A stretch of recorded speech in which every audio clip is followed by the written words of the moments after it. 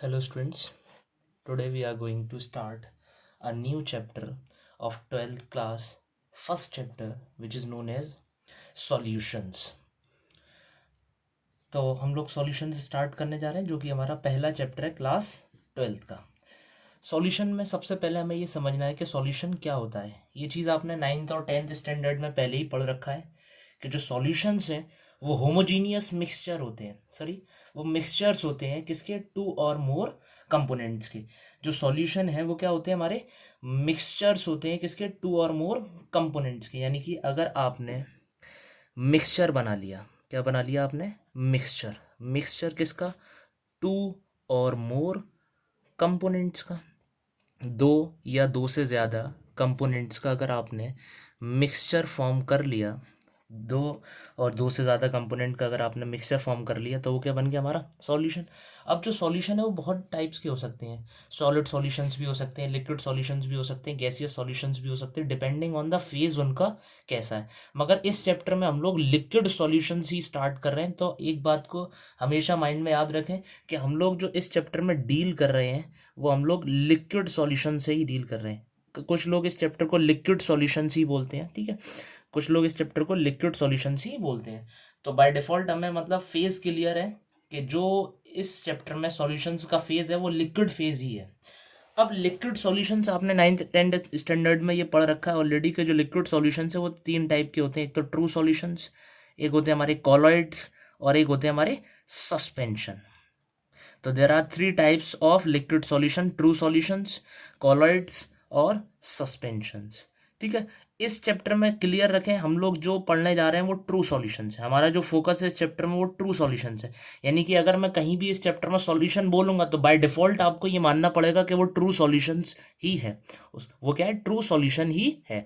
यहाँ पर हम लोग कॉलॉइड और सस्पेंशन की बात नहीं करेंगे, इसकी बात हम लोग आगे एक चैप्टर है जिसका नाम है सरफेस केमिस्ट्री, उसमें हम लोग कॉलॉइड्स और सस्पेंशंस को डिटेल में पढ़ेंगे। मगर यहाँ पर हम लोग बाय डिफॉल्ट जो भी लिक्विड सॉल्यूशंस से डील करेंगे वो सारे ही लिक्विड सॉल्यूशन ट्रू सॉल्यूशन होंगे। तो हमें सिर्फ यहाँ पर किसके बारे में पढ़ना है, ट्रू सॉल्यूशंस के बारे में पढ़ना है, जिसके बारे में आप ऑलरेडी जानते हैं, होमोजीनियस होते हैं ये, इनकी यूनिफॉर्म प्रॉपर्टीज होती हैं, इनके जो पार्टिकल हैं वो नेकेड आई से नहीं देखे जा सकते हैं, इनके पार्टिकल का जो साइज है वो क्या होगा, 1 नैनोमीटर से भी कम होगा जी। ये सारी बातें हम लोग जानते हैं ट्रू सॉल्यूशंस के बारे में। तो याद रखें हम लोगों को यहाँ पर ट्रू सॉल्यूशन से डील करना है। सेकेंड थिंग, ट्रू सॉल्यूशंस में ही बहुत टाइप के सॉल्यूशन होते हैं, बाइनरी, टर्शरी, क्वाटरनरी, ठीक है, डिपेंडिंग अपॉन द उसमें कंपोनेंट कितने हैं।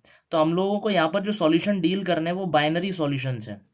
बाइनरी सॉल्यूशंस का मतलब क्या है, ऐसे सॉल्यूशंस जिनके दो ही कंपोनेंट हैं, ऐसे सॉल्यूशन जिसमें सिर्फ दो ही कंपोनेंट प्रेजेंट है उन्हें हम लोग क्या कहते हैं, बाइनरी सॉल्यूशन। टर्शरी भी है, क्वाटरनरी भी है, मगर इस यूनिट में सिर्फ हमें बाइनरी सॉल्यूशन से ही डील करना है। सभी लोगों के बात समझ में आ गई।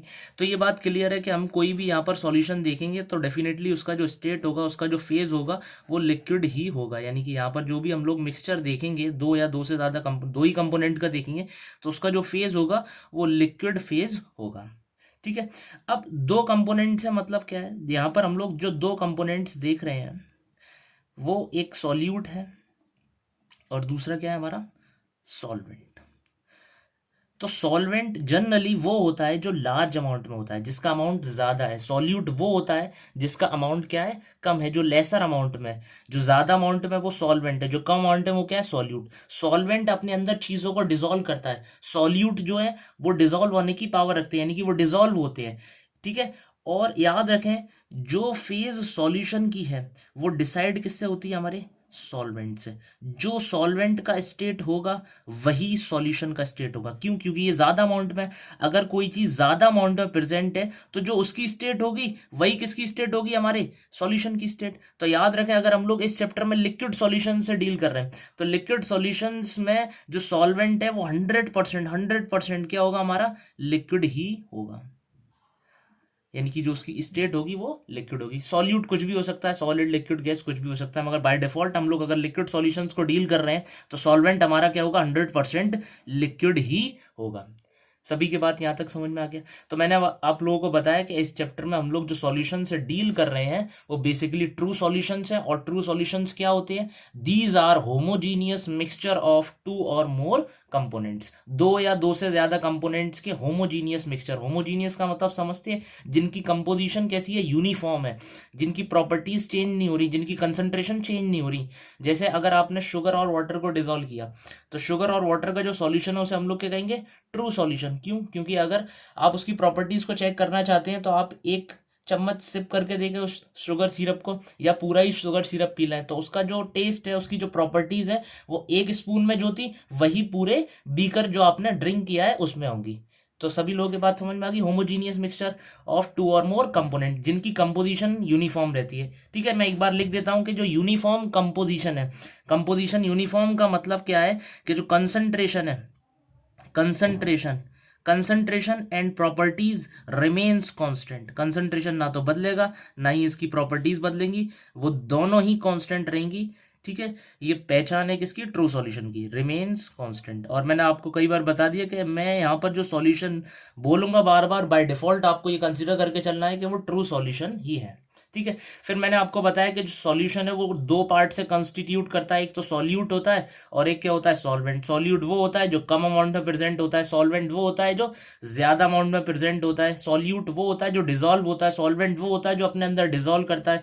सॉल्वेंट का जो फेज है वही फेज किसका होगा? हमारा सॉल्यूशन का। यानी अगर सॉल्वेंट लिक्विड है तो सॉल्यूशन भी लिक्विड होगा, अगर सॉल्वेंट सॉलिड है तो सॉल्यूशन भी कैसा होगा? सॉलिड। मगर हम लोग लिक्विड सॉल्यूशन को डील करेंगे इस यूनिट में, तो बाय डिफॉल्ट हमारा जो सॉल्यूशन है वो 100% क्या होगा? लिक्विड ही होगा।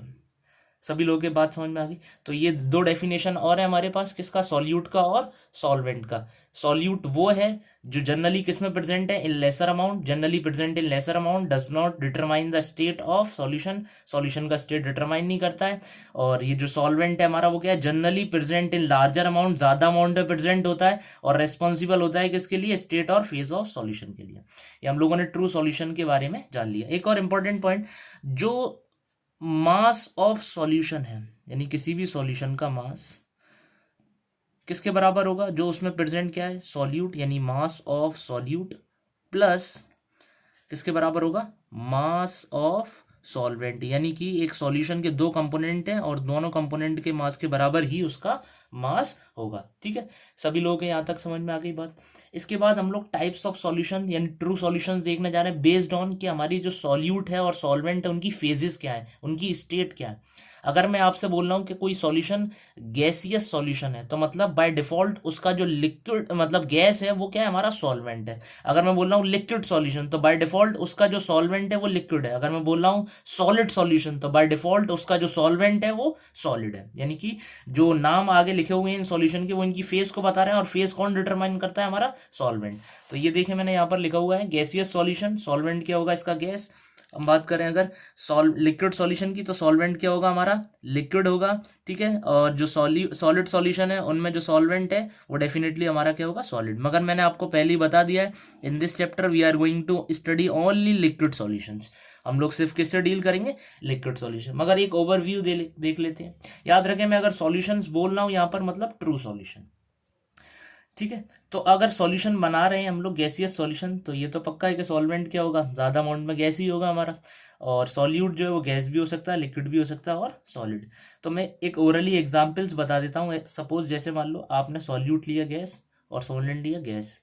ठीक है, सॉल्यूट लिया गैस और सॉल्वेंट लिया गैस, इन दोनों को मिक्स करके एक ट्रू सॉल्यूशन बनाया जिसका जो फेज आ रहा है गैसियस आ रहा है, इसलिए उस सॉल्यूशन को हम लोग क्या बोलेंगे? Gaseous solution. कोई एक ऐसा एग्जाम्पल बताएं जिसमें दोनों ही चीज़ें गैस है। जैसे सपोज दो गैस का मिक्सचर, ऑक्सीजन और नाइट्रोजन का। ठीक है, वो दोनों गैसेस का मिक्सचर कैसा होगा? होमोजीनियस होगा, उनकी प्रॉपर्टीज हर जगह सेम होंगी, तो वो गैसियस सॉल्यूशन हो गया। अगला लिक्विड है सॉल्यूट और गैस है हमारा क्या? सॉल्वेंट। तो इसका कोई एग्जाम्पल बताइए। जैसे वाटर मॉलिक्यूल्स प्रेजेंट है हमारे एटमॉस्फेयर में, वो दिखाई तो नहीं देते, होमोजीनियस सॉल्यूशन फॉर्म कर लेते हैं। ठीक है, अगला सॉलिड इन गैस। ठीक है, सॉलिड जैसे डस्ट पार्टिकल्स प्रेजेंट है कहाँ पर? एयर में, अगेन क्या है? गैसियस सॉल्यूशन है। नेक्स्ट लिक्विड सॉल्यूशंस तो बाय डिफॉल्ट जो है वो हमारा क्या होगा? सॉल्वेंट लिक्विड होगा। इसके एग्जांपल जैसे गैस लिक्विड में, ऑक्सीजन डिजोल्व होता है लिक्विड वाटर में, तो उसका एग्जाम्पल हो गया। सॉल्यूट अगर हमारा लिक्विड है और सॉल्वेंट भी लिक्विड है तो अल्कोहल और वाटर ले लिया हमने। और सॉलिड और लिक्विड के तो बहुत सारे एग्जाम्पल्स हो सकते हैं, जैसे आपने वाटर में क्या मिला दिया, शुगर मिला दिया, तो सॉलिड और लिक्विड का एग्जाम्पल हो गया। ठीक है, अगर आपने वाटर में क्या मिला दिया, अगर आपने शुगर मिला दिया या नमक मिला दिया, कुछ भी मिला दिया वाटर में, वो सारे किसके एग्जाम्पल हो जाएंगे, सॉलिड और लिक्विड के एग्जाम्पल्स। ठीक है, तो ये लिक्विड सॉल्यूशन हो गया। अगले टाइप के सॉल्यूशन है हमारे सॉलिड सॉल्यूशंस। अगर गैस हमारा सॉल्यूट है और सॉल्वेंट क्या है हमारा सॉलिड, तो इसका जो एग्जाम्पल है वो क्या हो जाएगा बताएं, होमोजीनियस। आपको क्या बनाना है, इसमें मिक्सचर बनाना है। ठीक है, तो तीनों केस में हम लोग देखते हैं। सबसे पहले सॉलिड सॉलिड से स्टार्ट करता हूँ ताकि व्यू क्लियर हो। सॉलिड और सॉलिड से कोई एक होमोजीनियस मिक्सचर, अलॉयज, अलॉयज जो हैं जितने भी, वो सारे सॉलिड और सॉलिड से मिलकर के बनते हैं और उनकी होमोजीनियस क्या रहती है, कंपोजिशन रहती है। इसके बाद अगला एग्जाम्पल की बात करते हैं हम लोग, लिक्विड और सॉलिड। जैसे अगेन अलॉय, आपने सोडियम अमलगम का नाम सुना होगा। लिक्विड आपने मरकरी ले लिया और सॉलिड क्या ले लिया, सोडियम ले लिया। ठीक है, अगेन वो भी एक अलॉय है, मगर ये किसका एग्जाम्पल हो गया हमारा, लिक्विड और सॉलिड सॉल्यूशन का। लास्ट एग्जाम्पल है, गैस आपका कम अमाउंट में प्रेजेंट है और सॉलिड आपका ज़्यादा अमाउंट में प्रेजेंट है, तो इसका क्या एग्जाम्पल हो जाएगा, जैसे आपने क्लोरोफॉर्म ले लिया, सॉरी N2 गैस ले लिया या H2 गैस ले लिया। H2 गैस, जैसे आप लोगों ने एक रिएक्शन पढ़ा हाइड्रोजनेशन, हाइड्रोजनेशन में हम लोग H2 और Ni लेते हैं, तो H2 और Ni के साथ अगर आपने ले लिया यहाँ पर Pt या Pd या कुछ भी लेना, निकल, पैलेडियम, पैलेटियम, वो सारे किसके एग्जाम्पल हो जाएंगे, gas in a solid solution. तो मैं इसके एग्जाम्पल यहाँ पर लिख सकता हूँ। सबसे पहले मैं लिख रहा हूँ गैसियस सॉल्यूशन के। ठीक है, एक एक करके एग्जाम्पल्स हम लोग डील कर लेते हैं। सबसे पहला जो कॉलम है वो किसका है हमारा, गैसियस सॉल्यूशन का। गैस गैस है जिसमें दोनों ही क्या है हमारे गैसियस कंपोनेंट है, तो गैस गैस के गैसियस मिक्सचर, N2 और O2 का मिक्सचर।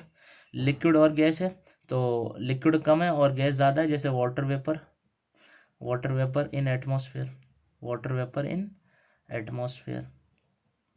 अगला एक और एग्जाम्पल ले लेते हैं हम लोग, सॉलिड और गैस। सॉलिड, ठीक है, डस्ट पार्टिकल्स कह सकते हैं हम लोग, ये डस्ट पार्टिकल्स इन एयर। इसके बाद गैस इन अ लिक्विड, ये तो बहुत सिंपल है। ठीक है, आप लोग इन्हें याद रख सकते हैं। ठीक है, मैं ये वाले एग्जांपल्स बता देता हूँ, ये आपको थोड़े से याद रखने पड़ेंगे। जो भी एलॉयज हैं वो सारे एलॉयज किसका पार्ट है हमारे, किसका पार्ट है, सॉलिड सॉल्यूशंस का। अगला लिक्विड और सॉलिड सॉल्यूशन का मैंने बता दिया, सोडियम अमलगम। और ये हो गया हमारा H2 और पीडी कुछ भी ले सकते हैं आप लोग। ठीक है, H2 गैस है और पीडी ये, ठीक है, ज़्यादा अमाउंट में होते हैं सॉलिड। तो सभी लोगों के समझ में आ गया होगा यहाँ तक। ठीक है, तो हमने बेस्ड ऑन सॉल्यूट और सॉल्वेंट की फेज क्या है, हमने सॉल्यूशंस के टाइप देख लिए, गैसियस सॉल्यूशन, लिक्विड सॉल्यूशन और सॉलिड सॉल्यूशंस। ठीक है, तो ये बेसिक इंट्रोडक्शन चल रहा है अभी किसका, सॉल्यूशन का। ठीक है, सॉल्यूशन के बस बारे में आपको बताया जा रहा है कि इस चैप्टर में हम लोग लिक्विड सॉल्यूशन से डील कर रहे हैं। लिक्विड सॉल्यूशंस में भी हम लोग, ठीक है, ट्रू सॉल्यूशंस की स्टडी कर रहे हैं। और ट्रू सॉल्यूशंस कैसे होते हैं, होमोजीनियस मिक्सचर होती है। ठीक है, जिसमें दो ही कंपोनेंट की स्टडी करनी है, बाइनरी सॉल्यूशंस की स्टडी करनी है। अब हम लोग एक एग्जाम्पल देखते हैं। जैसे मैंने यहाँ पर दो बीकर लिए हुए, दो बीकर, एक बीकर में शुगर और वाटर है और दूसरे बीकर में अल्कोहल और वाटर है। यानी कि यहाँ पर जो शुगर है वो क्या है हमारा, सॉलिड है, और ये क्या है हमारा, लिक्विड है। ठीक है, अगर हमें लिक्विड सॉल्यूशन बनाना है तो बाय डिफ़ॉल्ट जो हमारा वाटर है वो क्या होगा, ज़्यादा ही अमाउंट में प्रेजेंट होगा, और अल्कोहल यहाँ पर लिक्विड है और यहाँ पर ये वाटर हमारा क्या है, लिक्विड है। यानी कि बोथ जो है सॉल्यूशन वो डिफरेंट है। क्यों, क्योंकि यहाँ पर ये सॉलिड और लिक्विड सॉल्यूशन है और ये कैसे कैसे सॉल्यूशन है, लिक्विड और लिक्विड। अब हम लोग यहाँ पर दो केस बनाते हैं। पहला केस, मैंने 5 gram sugar, 5 gram sugar dissolve किया है 95 ग्राम वाटर में। ठीक है, ये पहली कंडीशन हो गई। अगली कंडीशन बनाते हैं हम लोग। अब मैंने यहाँ पर क्या ले लिया, 90 ग्राम शुगर ले लिया है और 5 ग्राम वाटर ले लिया है। ठीक है, सेम एक और यहाँ पर कंडीशन बनाते हैं हम लोग। मैं यहाँ पर 5 ml अल्कोहल ले रहा हूँ, 5 ml अल्कोहल और 95 ml वाटर। पहला केस है ये, पहला केस में हमने 5 ml अल्कोहल, 95 ml वाटर लिया है। सेकंड केस में हमने अल्कोहल का अमाउंट बढ़ा दिया, 90 ml अल्कोहल ले रहे हैं हम लोग यहाँ पर, और 5 ml यहाँ पर हम लोगों ने क्या लिया है, वाटर। ठीक है, तो सभी लोग इसको अच्छे से समझें। हमने यहाँ पर क्या लिया है, पहले केस में 5 ग्राम शुगर और 95 ग्राम वाटर। अब मैं आपसे पूछूं कि इसमें सॉल्यूट और सॉल्वेंट क्या है, तो जिसका अमाउंट कम है वो क्या है, सॉल्यूट। तो हमारा यहाँ पर सॉल्यूट क्या हो गया, शुगर, और यहाँ सॉल्वेंट क्या हो गया, वाटर। अब सेकंड केस को गौर से देखें, यहाँ पर मैंने अमाउंट किसका, शुगर का बढ़ा दिया है। शुगर कितना लिया है यहाँ पर मैंने, 90 ग्राम, और वाटर कितना लिया है, 5 ग्राम। तो आप लोग बोल देंगे सर जो शुगर है वो क्या हो गया हमारा यहाँ पर सॉल्वेंट हो गया, और वाटर क्या हो गया, सॉल्यूट। गलत। हम लोग यहाँ पर कौन से सॉल्यूशन से डील कर रहे हैं, कौन से सॉल्यूशन, लिक्विड सॉल्यूशन। तो लिक्विड सॉल्यूशन है, बाय डिफॉल्ट हमने ये माना है कि उसमें जो सॉल्वेंट है, उसमें जो सॉल्वेंट है वही फेज डिसाइडिंग है, और फेज किससे बनेगी, वाटर से बनेगी, क्योंकि वही तो लिक्विड है। तो यहाँ पर याद रखें ये क्या है हमारा, यहाँ पर ये अभी भी क्या है, ये सॉल्वेंट है। हाँ, अगर कोई और टाइप के सॉल्यूशन से डील कर रहे होते तो बिल्कुल सही है ये, मगर हम लोग यहाँ पर याद रखेंगे कि ये हमारा अभी भी सॉल्वेंट है, और ये क्या है हमारा अभी भी सॉल्यूट। ये सिर्फ सॉलिड और लिक्विड, लिक्विड सॉल्यूशन में तो कोई टेंशन ही नहीं है। अगर 5 ml हमने अल्कोहल लिया है तो ये हमारा कम अमाउंट में, तो ये सॉल्यूट हो गया। 95 ml वाटर लिया है तो ये ज़्यादा अमाउंट में, तो ये सॉल्वेंट हो गया। यहाँ पर 90 ml हमने अल्कोहल लिया है तो ये क्या है, ज़्यादा अमाउंट में, तो ये सॉल्वेंट हो गया, और ये क्या हो गया हमारा, सॉल्यूट। ठीक है, तो इसमें कोई चिंता वाली बात नहीं है। यहाँ पर अगर लिक्विड सॉल्यूशन है तो हमारा जो ज़्यादा अमाउंट में वो सॉल्वेंट ही होगा, और जो कम अमाउंट में वो सॉल्यूट ही होगा। ठीक है, सभी लोगों के बात समझ में आ गई। अब देखें एक वेरी वेरी इंपॉर्टेंट पॉइंट जिसको हम लोग कहते हैं कंसंट्रेशन ऑफ सॉल्यूशन, डिस्कस करने जा रहे हैं। ठीक है, यहाँ पर एक इंट्रोडक्शन टाइप सॉल्यूशन का खत्म हो गया है। अब हम लोग वेरी इंपॉर्टेंट टॉपिक पर, जो इसमें पूरे चैप्टर में काम में आएगा, कंसंट्रेशन ऑफ सॉल्यूशन की तरफ आ गए हैं।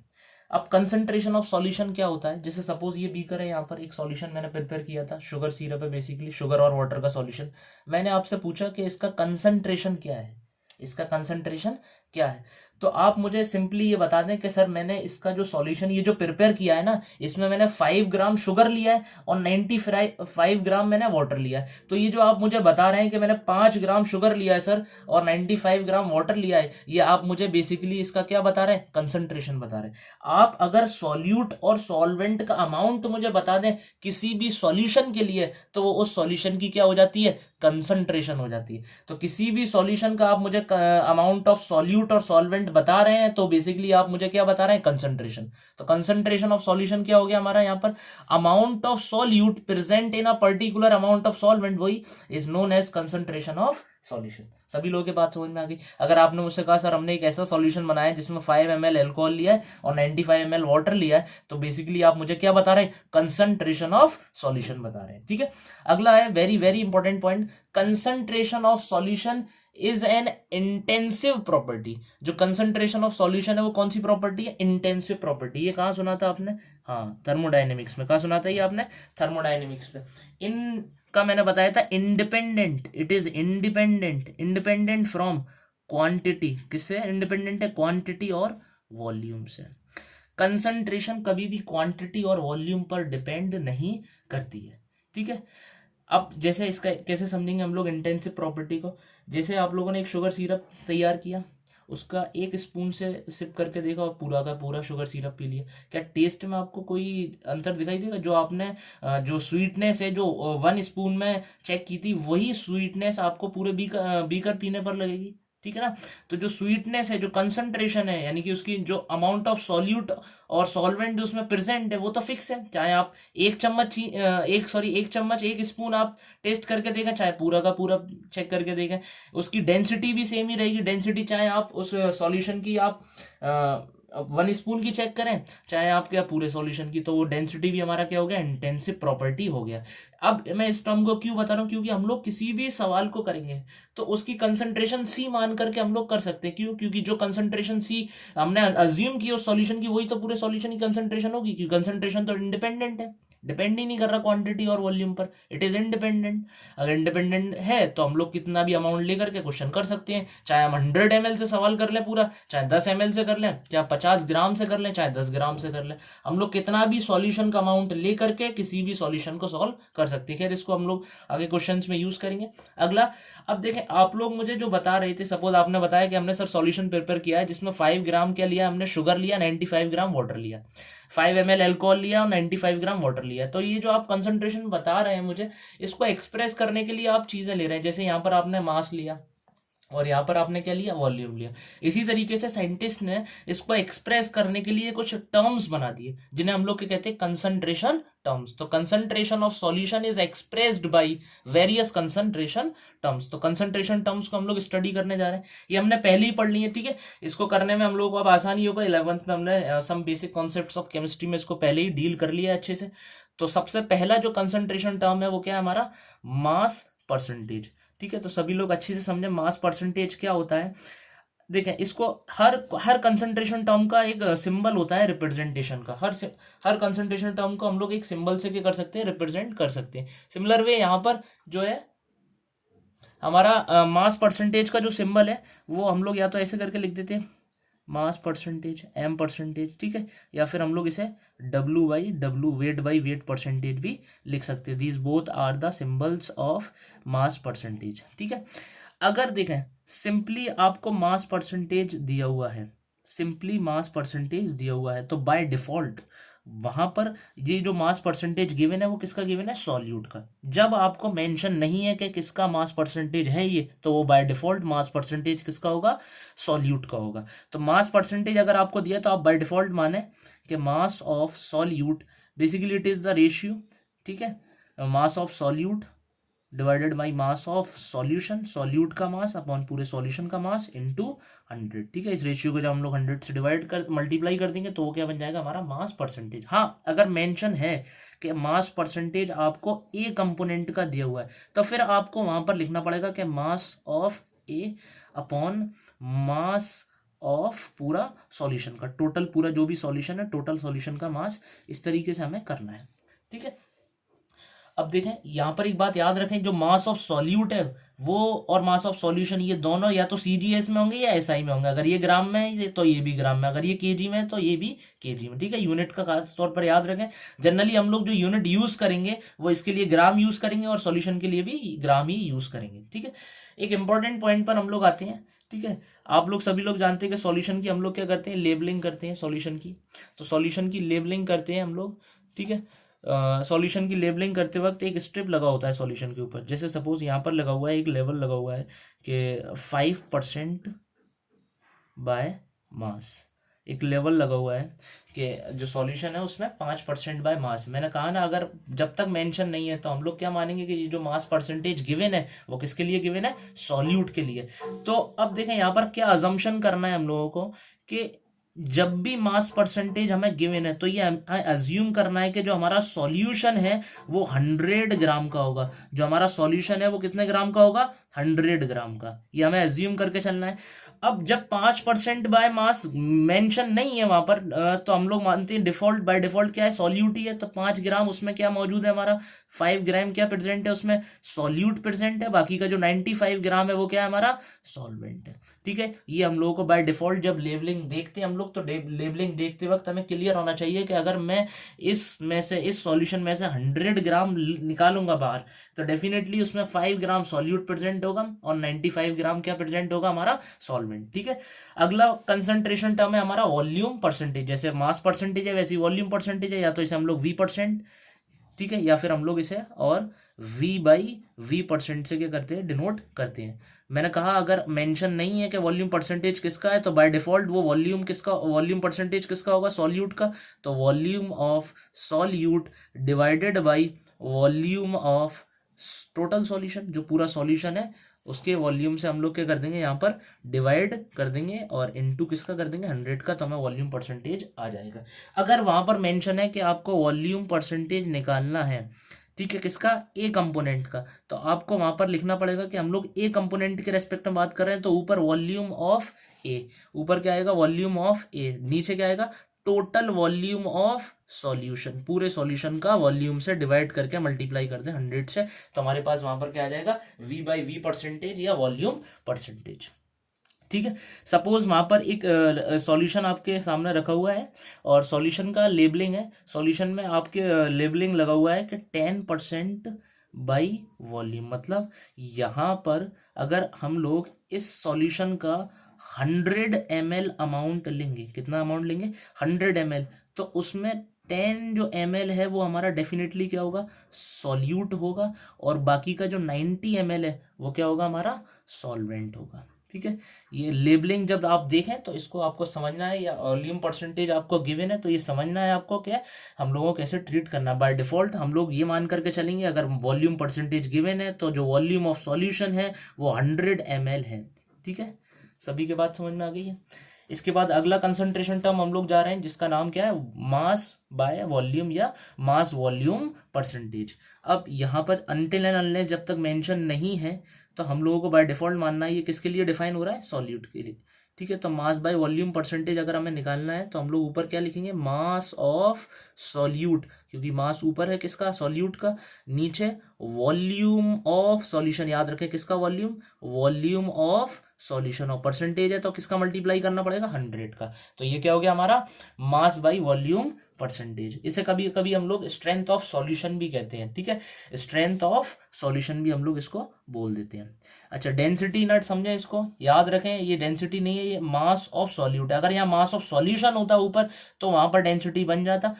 एक बात याद रखें, मोस्ट ऑफ द रिलेशन में हमारे यही रहेगा, ऊपर सॉल्यूट नीचे सॉल्यूशन, ऊपर सॉल्यूट नीचे सॉल्यूशन, फॉर्मूले सारे ऐसे ही रहेंगे, बस एक जगह चेंज आएगा जिसे हम लोग कहते हैं मोलेलिटी। ठीक है, अच्छा याद रखें यहाँ पर भी सीजीएस और एसआई सिस्टम, अगर मास आप ग्राम में ले रहे हैं तो वॉल्यूम एमएल में लेंगे, अगर आप मास केजी में ले रहे हैं तो वॉल्यूम किस में लेंगे, मीटर क्यूब में। तो ये हमारे क्या हो गए, 3 कंसंट्रेशन टर्म हो गए, मास परसेंटेज, वॉल्यूम परसेंटेज और मास बाय वॉल्यूम परसेंटेज। ठीक है, अगला इंपॉर्टेंट, वेरी वेरी इंपॉर्टेंट, हम लोग कंसंट्रेशन टर्म के पास जा रहे हैं जिसका नेम क्या है, मोल फ्रैक्शन।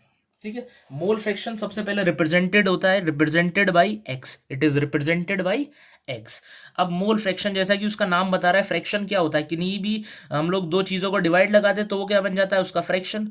तो अभी हम लोग जब तक मेंशन नहीं है कि मोल फ्रैक्शन हम लोग किसका निकाल रहे हैं, तो बाय डिफॉल्ट हम लोग मोल जो फ्रैक्शन निकाल रहे हैं वो मोल of solute upon total mole of solution, total mole of solution. तो ये क्या हो गया, मोल का फ्रैक्शन। ठीक है, अगर मान लो सॉल्यूशन में 2 कंपोनेंट है, सपोज एक ए कंपोनेंट है और एक क्या है, बी कंपोनेंट, और वो आपको मेंशन करवा रहा है, वो बोल रहा है आपसे कि आपको ए कंपोनेंट का मोल फ्रैक्शन निकालना है, तो हमें ये पता होना चाहिए कि ए के मोल क्या है, एन ए, और बी के मोल क्या है, एन बी। तो ए का मोल फ्रैक्शन क्या हो जाएगा, ए के मोल, मोल को याद रखें मैं एन से डिनोट कर रहा हूँ और यहाँ पर मोल फ्रैक्शन को एक्स है, तो mole of A upon total mole, total में कौन हो जाएगा हमारा, ए भी हो जाएगा और बी भी हो जाएगा, यानी ए के मोल प्लस बी के मोल, टोटल मोल से हम लोग अगर डिवाइड लगाते हैं ए का तो हमें मोल फ्रैक्शन किसका मिल जाएगा, ए का। ठीक है, सिमिलर वे बी का निकालेंगे हम लोग, तो बी के लिए क्या करना पड़ेगा हमें, mole of B upon total mole, मतलब ए के प्लस बी के मोल। तो ये हमने निकाल लिया किसका मोल फ्रैक्शन, बी का और ए का। अच्छा एक बात देखें, अगर मैं यहाँ पर इस पूरे फॉर्मूले में मल्टीप्लाई कर दूं किसका, 100 का, तो वो मोल क्या बन जाएगी, परसेंटेज बन जाएगी, याद रखें वो क्या बन जाएगी, मोल परसेंटेज। तो कोई पूछ सकता है ऐसे। अच्छा एक बात आप लोग जानते हैं, जैसे परसेंटेज कभी भी 100 से ज़्यादा नहीं होता है, इसी तरीके से कभी भी मोल फ्रैक्शन 1 से ज़्यादा नहीं होता है। कितने भी कंपोनेंट है, अगर हमने अभी 2 मिलाए हैं तो दोनों कंपोनेंट का मोल फ्रैक्शन यानी ए का और बी का किसके बराबर होगा, 1 के बराबर। सपोज अगर आपने ए का निकाल लिया 0.2 तो डेफिनेटली बी का कितना होगा, 0.8। ठीक है, तो हम लोग हमेशा एक का ही मोल फ्रैक्शन निकालेंगे, दूसरे का अगर पूछ रहा है तो हम लोग 1 में से माइनस कर देंगे। ठीक है, अगर सपोज एक से ज्यादा कंपोनेंट है, ठीक है, एक से अधिक कंपोनेंट है, तो हम लोग क्या करेंगे, सारे ही कंपोनेंट का मोल फ्रैक्शन क्या कर देंगे, सम करके निकाल सकते हैं इजीली। ठीक है, तो जैसे मैंने एक एग्जांपल आगे दिया हुआ है, देखें एक सॉल्यूशन है जिसमें हमने 3 कंपोनेंट लिए हैं, क्या क्या लिए हैं, शुगर लिया है, सॉल्ट लिया है और वाटर लिया है। शुगर के मोल क्या है, एन ए मोल, सॉल्ट के मोल क्या है, एन बी मोल, और वाटर के मोल है कैपिटल एन मोल।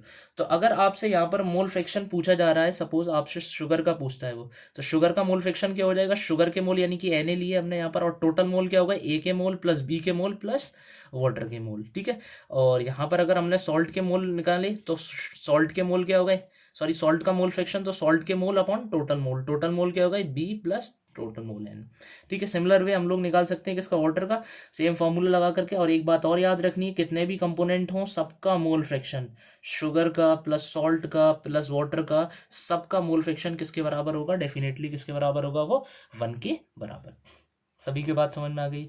नेक्स्ट हम लोग डील करने जा रहे हैं एक और सॉल्यूशन से, जिसमें हमने शुगर लिया है, सॉल्ट लिया है, चॉक लिया है और वाटर लिया है, यानी कि इसमें हमने कितने कंपोनेंट लिए हैं, 4 component. N A will be the mole of sugar, N B is the mole of salt, N C will be the mole of, किसके मोल होंगे ये हमारे चॉक के, और capital N is the mole of water. ठीक है, तो देखें सभी लोग यहाँ पर सेम फॉर्मूला लगेगा चौक का वाटर का, मगर इसमें एक चीज़ नहीं है। ये जो चौक दिख रहा है आपको, ये जो चौक है, ये कभी भी ट्रू सॉल्यूशन नहीं बनाएगा। आप लोग जानते हैं ये बैठ जाएगा, ये क्या बनाएगा, सस्पेंशन बनाएगा। ठीक है, तो इसलिए इसके मोल हम लोग कभी भी कंसीडर नहीं करेंगे। सपोज अगर आप मोल फ्रैक्शन निकाल रहे हैं किसका, शुगर का, तो आपको शुगर के मोल लेना पड़ेंगे अपॉन में total mole Na plus NB, मगर NC नहीं लेंगे आप, चौक के मोल नहीं लेंगे। क्यों? क्योंकि वो ट्रू सॉल्यूशन कभी भी फॉर्म नहीं करेगा, वो सिर्फ एक जगह इकट्ठा हो जाएगा, बैठ जाएगा, वो कभी भी ट्रू सॉल्यूशन का पार्ट नहीं होगा। ठीक है, तो इस तरीके से याद रखना है। वो कंपोनेंट दे सकता है मगर आपको उसको इंक्लूड नहीं करना है। ठीक है, अगला सेम, अगर सॉल्यूशन के ऊपर लेबलिंग हुआ है, लेबलिंग किया है हमने, ठीक है, अगर x is equals to 0.05, this is the labelling, mole fraction वहाँ पर मेंशन है। तो इससे हम लोग क्या समझेंगे, मैंने बताया अगर मोल फ्रैक्शन लेबल्ड है या गिवन है क्वेश्चन में, तो हम लोगों को बाय डिफ़ॉल्ट ये मान लेना है कि हम लोगों ने एक सॉल्यूशन अज्यूम किया है जिसका जो मोल है जिसमें कितने मोल है, 100 मोल का सॉल्यूशन लिया है। याद रखें अगर हमने मोल फ्रैक्शन गिवन है क्वेश्चन में हमें, तो बाय डिफ़ॉल्ट हमें ये मानना है कि उसमें सॉल्यूशन में 100 मोल्स हैं, और जिसमें से 5 मोल किसके हो गए, हमारे सॉल्यूट के हो गए, क्योंकि मोल फ्रैक्शन बाय डिफॉल्ट किसका होता है, वो सॉल्यूट का होता है, गिवन होता है अगर, तो 5 मोल किसके हो गए, हमारे सॉल्यूट के हो गए। बाकी के बचे जो 95 मोल्स हैं वो किसके होंगे, हमारे सॉल्वेंट के होंगे। ठीक है, आप 10 का भी मान सकते हैं, क्योंकि मैंने बता दिया concentration is an intensive property, कैसा भी, मगर आसानी के लिए हम लोग हमेशा 100, जैसे मास परसेंटेज गिवन है अगर आपको क्वेश्चन में, तो बाय डिफॉल्ट आपको मानना है कि 100 ग्राम का ही सॉल्यूशन है। वॉल्यूम परसेंटेज गिवन है तो भी ये बाय डिफॉल्ट मानना है कि 100 ml का ही सॉल्यूशन है। सिमिलर वे अगर मोल फ्रैक्शन गिवन है तो ये मानना है कि सॉल्यूशन का जो मोल्स हैं वो कितने, हमारे 100 मोल्स हैं। ठीक है, तो 4 कंसंट्रेशन टर्म्स सभी के समझ में आ गए होंगे इस पर बेस्ड। ठीक है, 2 क्वेश्चन है, वीडियो को पॉज करें और इन दोनों क्वेश्चन को अटेम्प्ट करें अच्छे से। ठीक है, फिर हम लोग इन दोनों क्वेश्चन को करते हैं। ठीक है, होप आपको क्वेश्चंस आए होंगे। ठीक है, हम लोग क्वेश्चंस को करने स्टार्ट करते हैं। पहला क्वेश्चन क्या है, पहला है मोल ऑफ H2SO4 और H2O निकालने हैं। अगर मैंने आप लोगों को बताया अगर हमें मास परसेंटेज गिवन है तो बाय डिफ़ॉल्ट हमारा जो सॉल्यूशन है दैट विल बी ऑफ 100 ग्राम। ठीक है, और उसमें जो हमारा 9.8 ग्राम है ये हमारा क्या हो गया, मास ऑफ सॉल्यूशन हो गया हमारा ये, और ये जो 9.8 ग्राम है this is the mass of solute. ये किसका मास हो गया, हमारे सॉल्यूट का मास हो गया। और बाकी का जो बचा मास क्या कितना, 90.2 gram will be the mass of solvent. क्यों? क्योंकि हमें क्या दिया हुआ था यहाँ पर, मास परसेंटेज गिवन था, तो हमने अपनी तरफ से एज्यूम कर लिया कि 100 ग्राम का सॉल्यूशन होगा जिसमें 9.8 ग्राम क्या होगा, सॉल्यूट होगा, 90.2 ग्राम क्या होगा, हमारा सॉल्वेंट। ठीक है, इतना हमें यहाँ से लेबलिंग से हमें पता लग गया। एक्वस सॉल्यूशन है किसका, H2SO4 का, तो क्लियरली पता है हमें एक्वस मतलब पानी जिसमें सॉल्वेंट है, और जो H2SO4 है वो क्या है, हमारा सॉल्यूट है, और जिसका अमाउंट क्या है, बेसिकली जो मास ऑफ सॉल्यूट है मतलब मास ऑफ H2SO4 दिया हुआ है, और यहाँ पर जो मास ऑफ सॉल्वेंट लिखा है वो बेसिकली किसका है, मास ऑफ H2। ये मास किसका हो गया, हमारा H2O का। तो अब मोल निकालने का फॉर्मूला हम लोग जानते हैं। मोल का फॉर्मूला क्या होता है, given mass upon molar mass, given mass upon molar mass. तो यहाँ पर पता है मोल आप किसका निकालना है, सबसे पहले अगर आप H2SO4 का निकालना है तो H2SO4 का गिवन मास कितना दिया हुआ है क्वेश्चन में, 9.8, मोलर मास कितना आता है 98, आप लोग निकालना जानते हैं सभी लोग। मोलर मास कैसे निकालेंगे, 2 + 32 + 4 × 16, दिस विल बी कम 98। तो यहाँ पर कितने मोल आ गए H2SO4 के, 0.1, सभी ने कर लिया होगा, इस वेरी सिंपल है। Mole of H2O, mole of H2O कैसे निकालेंगे, given mass of H2O, given mass कितना है H2O का, H2O का जो गिवन मास है वो 90.2 है, और जो मोलर मास होता है वो 18 होता है, 18 5 90 हो गया हमारा। ठीक है, 5 के बाद पॉइंट लगा हुआ है, फिर 0 बढ़ाएंगे तो 5 पॉइंट समथिंग अप्रॉक्स में। ठीक है, यहाँ पर आंसर आ जाएगा। तो ये क्या निकाल लिया हमने, मोल। अगला पार्ट क्या है हमारा, ये तो पहला पार्ट हो गया हमारा, पहला पार्ट। अगला पार्ट क्या है हमारा, अगला पार्ट है हमें निकालना है mole fraction of H2SO4, mole fraction of H2SO4 निकालना है हम लोगों को। तो मोल फ्रैक्शन ऑफ H2SO4 कैसे निकालेंगे हम लोग, mole fraction is represented bye x of H2SO4 मतलब मोल ऑफ H2SO4, ऊपर हम लोग लिखेंगे मोल ऑफ H2SO4, और नीचे टोटल मोल, टोटल मोल मतलब सॉल्यूशन के टोटल मोल। टोटल मोल में किस किस के मोल आ जाएंगे, हमारे H2SO4 के भी आ जाएंगे, प्लस साथ के साथ किसके आ जाएंगे, H2O के मोल भी आ जाएंगे। ठीक है, तो इसके बाद हम लोग आगे बढ़ते हैं, मोल्स की तरफ देखें। अगर मोल ऑफ H2SO4 तो निकाल चुके हैं हम लोग, कितने आए हैं 0.1, और टोटल मोल कैसे निकालेंगे हम लोग, H2SO4 के 0.1 प्लस 5.01, तो इसको हम लोग इजीली सॉल्व कर सकते हैं 5.11 को। ठीक है, तो हमारा यहाँ पर मोल फ्रैक्शन किसका आ जाएगा, H2SO4 का, और H2SO4 का मोल फ्रैक्शन निकाल लिया हमने, तो mole fraction of H2SO4 plus mole fraction of H2O किसके बराबर होगा, 1 के बराबर होगा। और यहाँ पर हम लोग H2O का मोल फ्रैक्शन कैसे निकाल सकते हैं, 1 में से हम लोग क्या कर दें, यहाँ पर माइनस कर दें किसका, मोल फ्रैक्शन ऑफ H2SO4। ठीक है, तो ये हमारा क्या हो गया, पहला क्वेश्चन अटेम्प्ट हो गया ये हमारा। ठीक है, इसके बाद हम लोग आते हैं सेकंड क्वेश्चन पर। ठीक है, सेकंड क्वेश्चन क्या है हमारा, हमें मोल फ्रैक्शन गिवन है। तो मैंने बताया आपको, जब भी मोल फ्रैक्शन गिवन हो तो बाय डिफॉल्ट आप मान लें कि जो आपका सॉल्यूशन है उसमें 100 मोल है। ठीक है, अगर 100 मोल्स हैं तो क्लियरली पता लग रहा है कि 2 मोल किसके होंगे हमारे, 2 moles will be of solute, 2 mole solute के होंगे हमारे, और बाकी के जो 98 मोल्स हैं, 98 मोल्स वो किसके होंगे हमारे, सॉल्वेंट के होंगे। अगेन यहाँ पर सॉल्यूशन मेंशन है, सॉल्यूशन किसका है हमारा, एक्वस KOH का, तो जो सॉल्यूट है वो, सॉरी एक्वस NaOH का, जो सॉल्यूट है वो NaOH हो गया, और जो सॉल्वेंट है वो हमारा क्या हो गया, H2 हो गया। पहला पार्ट हम लोग कैलकुलेट करने जा रहे हैं। पहला पार्ट क्या कह रहा है हमसे, हमें निकालना है कैलकुलेट द मास परसेंटेज। जब भी मेंशन नहीं है हमें किसकी मास परसेंटेज निकालनी है। ठीक है, तो बाय डिफॉल्ट हम लोग ये मान करके चलेंगे कि किसकी पूछी है, सॉल्यूट की पूछी है, तो सॉल्यूट का मास परसेंटेज कैसे निकालेंगे हम लोग, मास परसेंटेज कैसे निकालेंगे, सॉल्यूट का मास ऊपर, mass of solute upon total mass, मतलब पूरे सॉल्यूशन का टोटल मास, और मल्टीप्लाई बाई 100।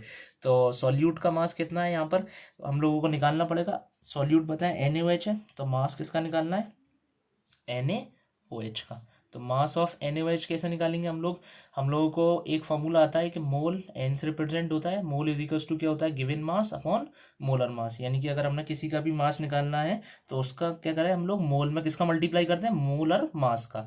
तो मोल तो हमें पता है 2 मोल है, और मोलर मास NaOH का 40 होगा, तो मास कितना हो गया NaOH का, टोटल 80, तो 80 यहाँ पर हो गया। ठीक है, अब हम लोग को यहाँ पर क्या लगाना है, टोटल मास। टोटल मास किसका होगा, NaOH का भी होगा और H2O का भी होगा। NaOH का तो पता है हमें किसका, 80 है। अच्छा ठीक है, अब हमें किसका निकालना है, H2O का। तो सेम फॉर्मेट हम लोग लगाएंगे। ठीक है, सेम फॉर्मेट मैंने बताया, किसी का भी गिवन मास निकालना है तो उसके मोल का किस में मल्टीप्लाई कर दो, उसके मोलर मास में। मोल पता है हम लोगों को H2O कितने 98, और उसका मोलर मास जो होता है वो कितना होता है 80। ठीक है, और ये हो गया हमारा क्या, मास परसेंटेज। इसको हम लोग सॉल्व कर सकते हैं और इजीली मास परसेंटेज हमारे यहाँ पर आ जाएगा। अगला पार्ट क्या करना है, हम लोगों को मोल निकालना है किसके, H2SO4 के।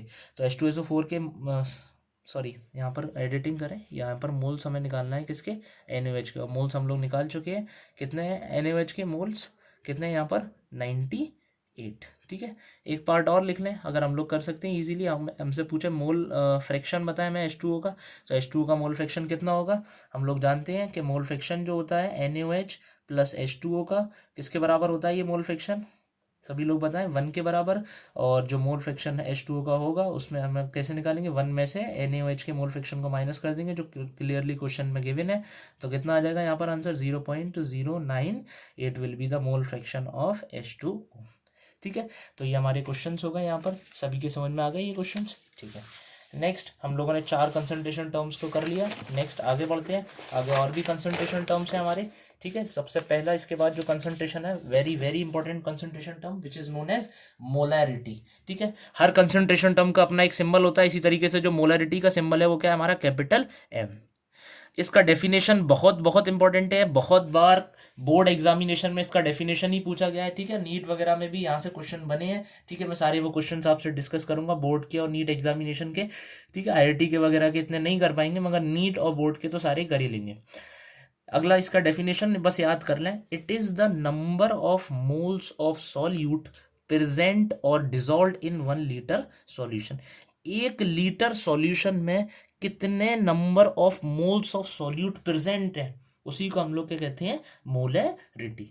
जितने मोल्स 1 लीटर सॉल्यूशन में प्रेजेंट होंगे वही क्या होगा, मोलैरिटी होगा। ठीक है, इसको मैं समझाने की एक एग्जांपल समझें। सपोज जैसे आपने 4 मोल NaOH को पानी में H2O में डिसॉल्व किया। ठीक है, और यहाँ पर जो सॉल्यूशन बना उसका वॉल्यूम कितना है 400 ml। 400 ml जो सॉल्यूशन है वॉल्यूम का वो ये है।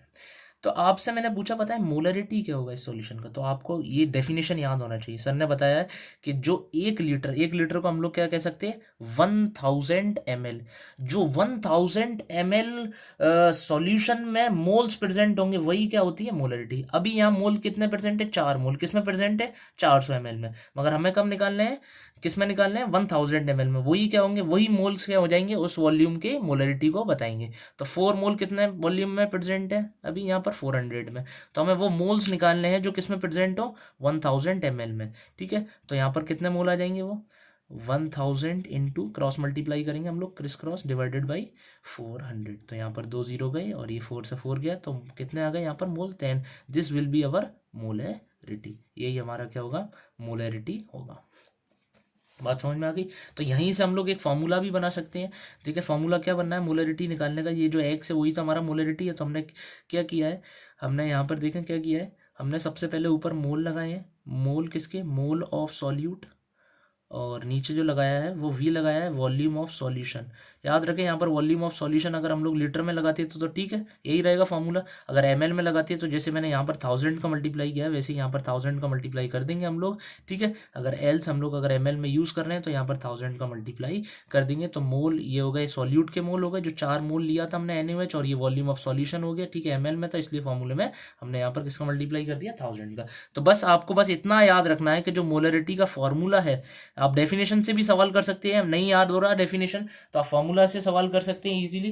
क्या फार्मूला है मोल of solute upon volume of solution. मैंने आपको पहले ही बताया कि ऊपर जनरली सॉल्यूट रहता है और नीचे क्या रहता है सॉल्यूशन। तो बस आपको इतना याद रखना है, यहाँ ऊपर मोल मोलरिटी मतलब mole of solute dissolved in और present in 1 litre of solution. इसके बाद हम लोग मोलरिटी की यूनिट की बात कर लेते हैं। Molarity is represented by capital M. इसकी मोलरिटी देखें यूनिट देखें सॉरी यहाँ पर देखें मोल ऑफ सॉल्यूट की यूनिट क्या हो गई मोल हो गई, और नीचे वॉल्यूम है, वॉल्यूम ऑफ सॉल्यूशन को हम लोग किस में लिखेंगे लीटर में। तो यहाँ पर इसकी जो यूनिट हो गई वो क्या हो गई मोल पर लीटर। एक और इंपॉर्टेंट चीज देखें molarity is directly proportional to mole of solute, यानी जितना मोल बढ़ाओगे सॉल्यूट का सॉल्यूशन के अंदर जितना मोल ऑफ सॉल्यूट बढ़ाओगे उतनी मोलरिटी बढ़ेगी। Molarity is inversely proportional to volume, अगर सॉल्यूशन का वॉल्यूम बढ़ेगा तो मोलरिटी क्या कर जाएगा हमारा यहाँ पर घट जाएगा। ठीक है, मोल्स को हमने कांस्टेंट रखा है अभी सिर्फ मोल और मोलरिटी और वॉल्यूम में, अगर वॉल्यूम ऑफ सॉल्यूशन बढ़ रहा है तो मोलरिटी हम लोग घट रहा है। इसको हम लोग अभी आगे और देखेंगे। ठीक है, फिर अगेन आते हैं हम लोग लेबलिंग पर। अगर किसी सॉल्यूशन पर एक लेबल चिपका हुआ है जिसपे लिखा हुआ है 0.5 m, इसका क्या मतलब है कि उस सॉल्यूशन की हमें मोलरिटी क्या है गिवन है क्लियरली। और मोलरिटी जब गिवन है तो हमें बाय डिफॉल्ट ये मान करके चलना है कि जो सॉल्यूशन का वॉल्यूम है वो 1 लीटर है या 1000 ml है।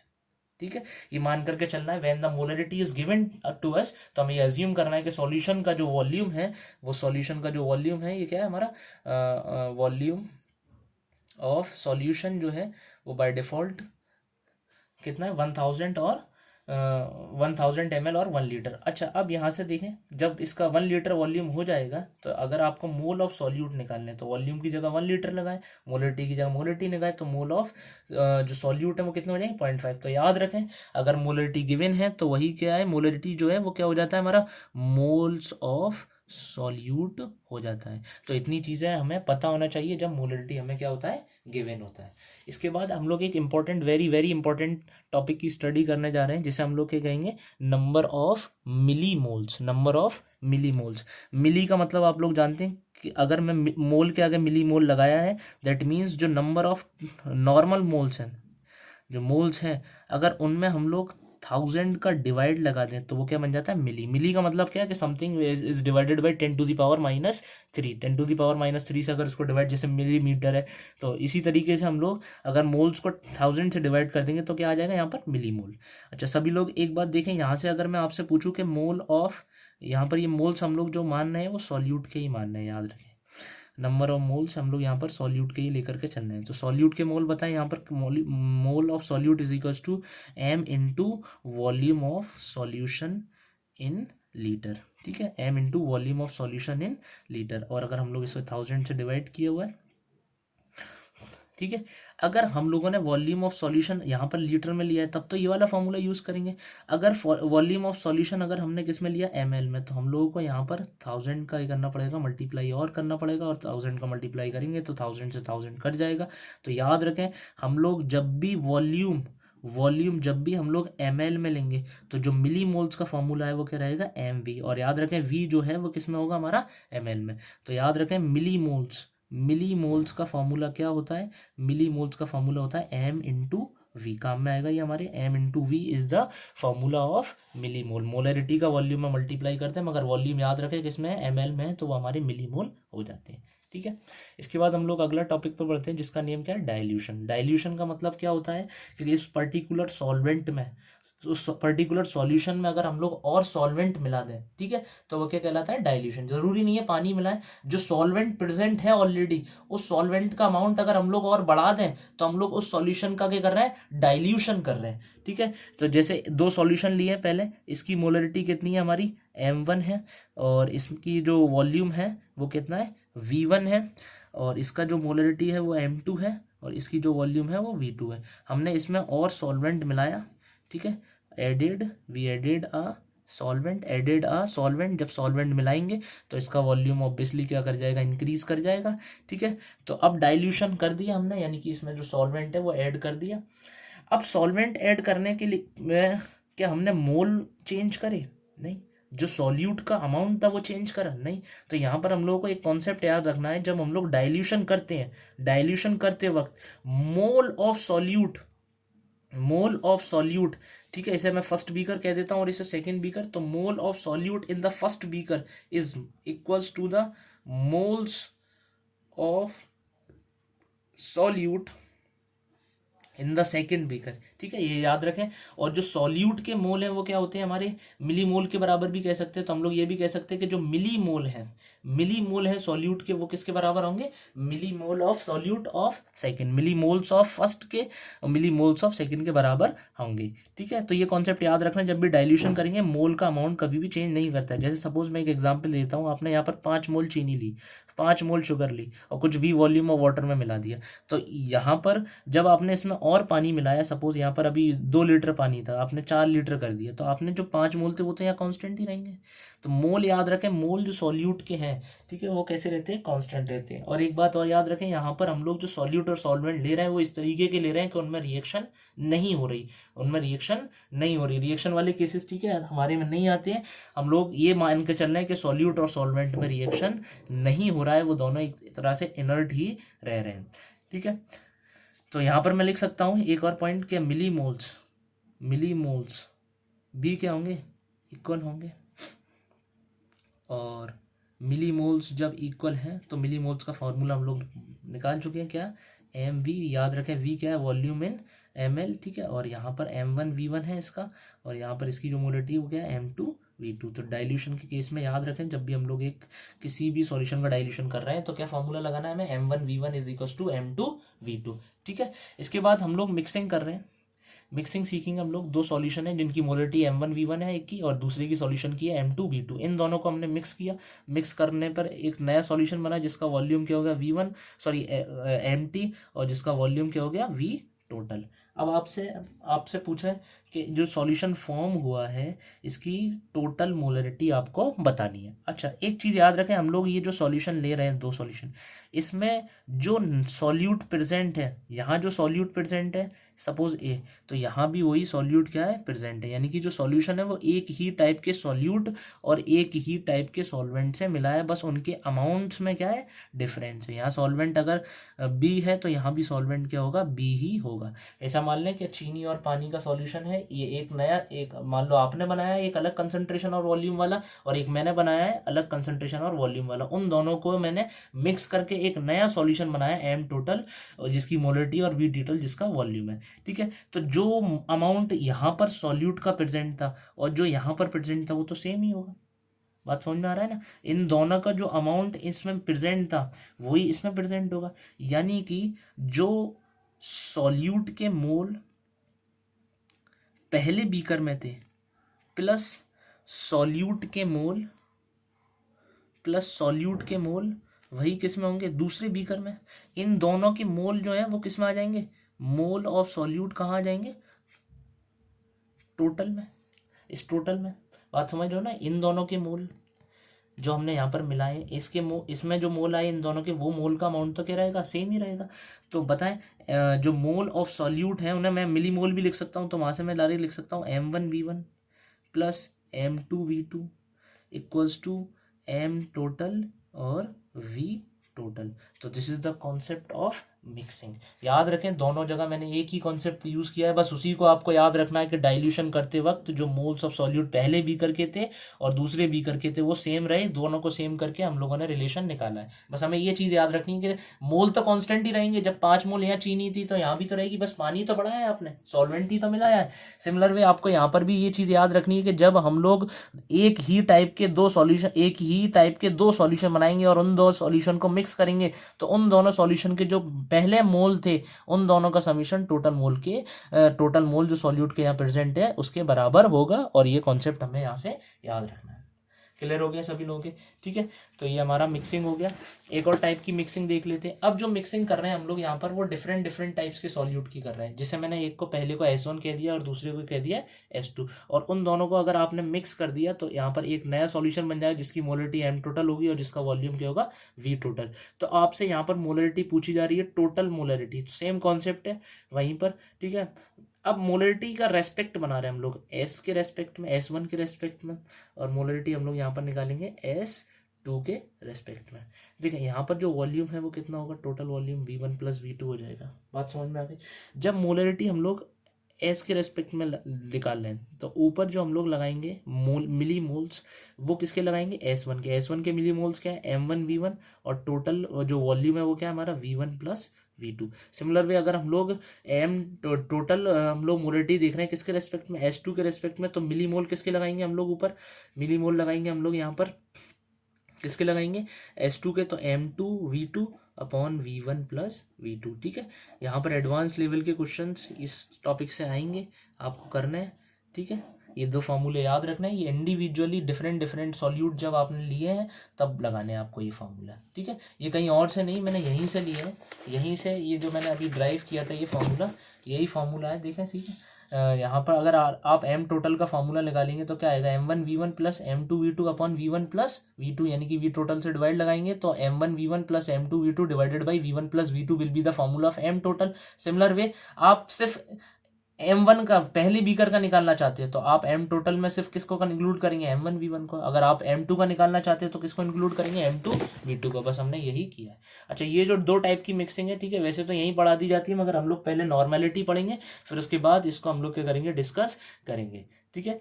तो ये वाली जो है वो नॉर्मेलिटी के बाद डिस्कस होंगे, ठीक है। इसके बाद हम लोग को क्वेश्चन करने हैं, आप लोग इन क्वेश्चन को करें, ठीक है, वीडियो को पॉज करके।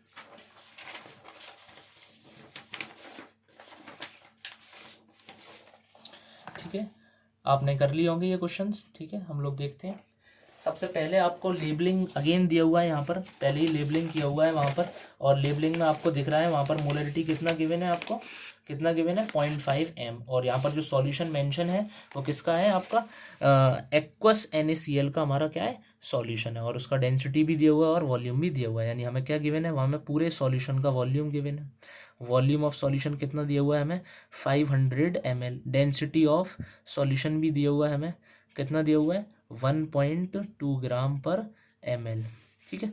अब हमें मोलरिटी गिवन है, तो मैंने आपको बताया था जब भी मोलरिटी गिवन है तो बाय डिफ़ॉल्ट आपको ये मानना है कि सॉल्यूशन आपका 1 लीटर का है या 1000 ml का है। आपका सॉल्यूशन का जो वॉल्यूम है, ठीक है, बाय डिफ़ॉल्ट आपको ये मान करके चलना है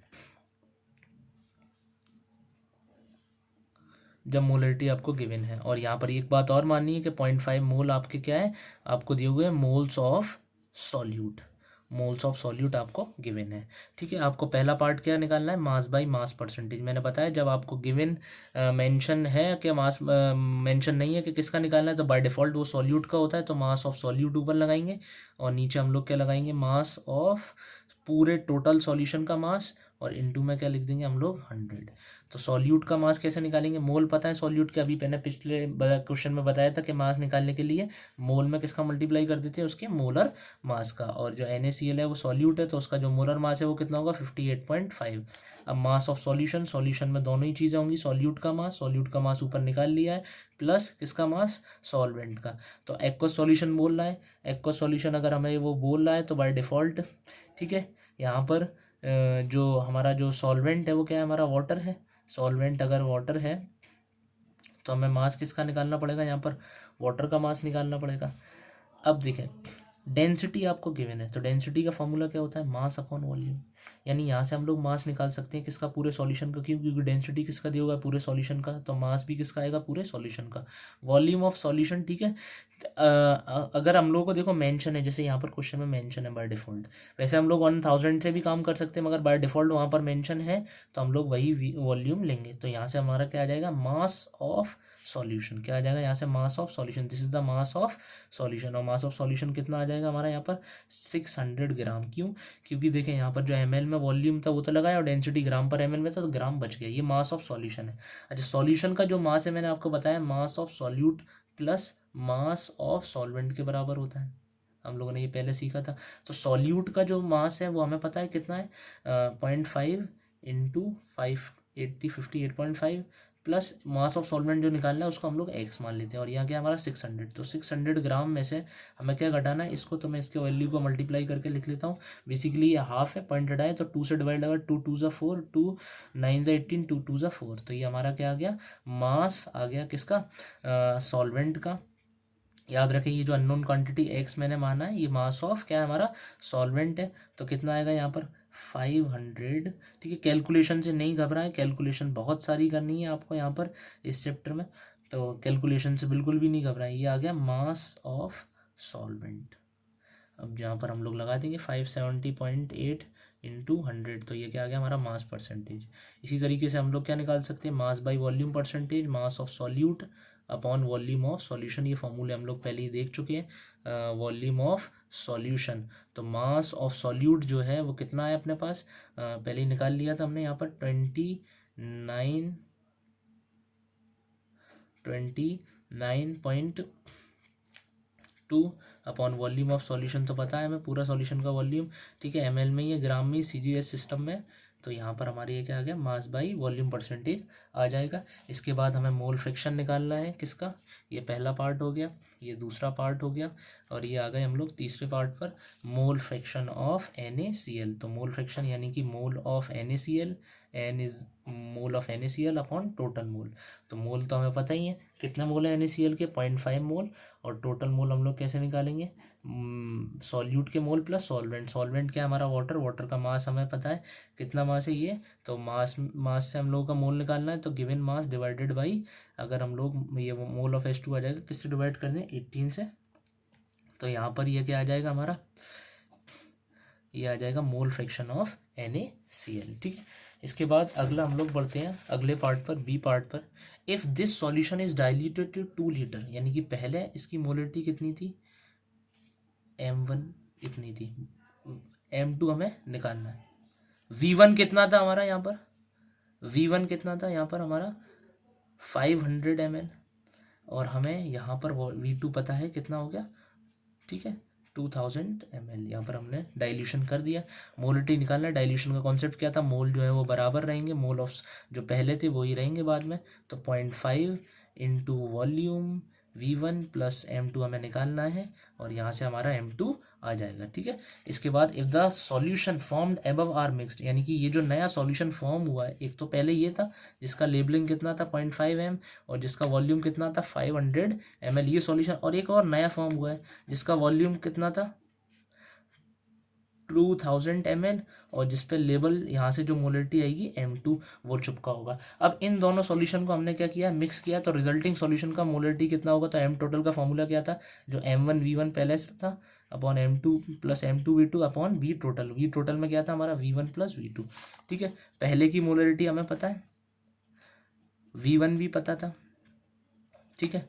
और M2 हम लोग निकाल लेंगे यहाँ से, और V2 तो हमें पता ही है, अपॉन टोटल वॉल्यूम कितना हमारा 2500 ml। तो यहाँ से हमारा क्या आ जाएगा, उस रिजल्टेंट सॉल्यूशन का वॉल्यूम। ठीक है, तो सभी लोगों को यहाँ पर समझ में आ गया होगा। ठीक है, बाकी का हम लोग नेक्स्ट क्लास में कंटिन्यू करेंगे।